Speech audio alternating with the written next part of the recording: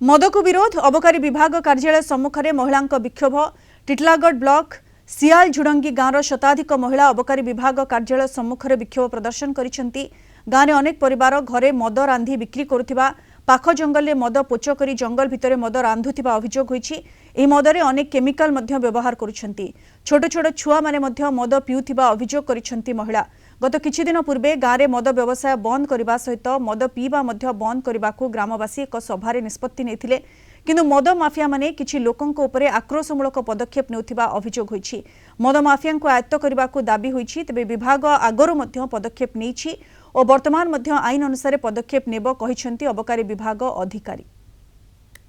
परिवार रे बाहर के जाऊन और अन्य परिवार रे भी बाहर के जाऊन जे रोजगार करी करी घर के आनुछन पैसा पतर सब मद रे से भाटी ने नहीं करी दे दउछन। आमके परिवार लोग के देला सना कुटुंब पोषी पारमु से भाटी के नहीं करी थुछन बेले एंता भी 10-20 घर हमें भल अछु और जेन 10-20 घर और मद व्यापार रे चलुछन से मने भल रे चलुछन मद व्यापार करिछन बोली करी आमे तो बहुत असुविधा रे रहउछु।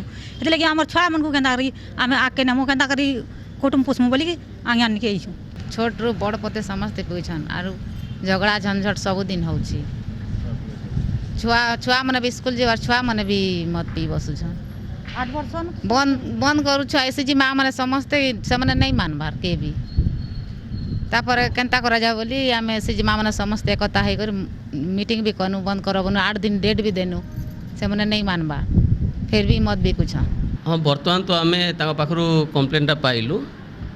या पूर्व आम बहुत थर गाँव में रेड करूँ किसी लोक अरेस्ट भी करूँ आउ पाखापाखि जो रंधा हो इलिगाल रोषे हो से जगह आम चढ़ाऊ करी विपुल परिमाण पोच मद भी नष्ट करूँ पुणी माँ मैंने एसएचजी माँ मैंने तो आप्लिकेशनटा मिली या पुणी आम तर्जमा करवा पुणी खबर रखिकी जे इलिगाल काम कर चढ़ाऊ करने व्यवस्था कर।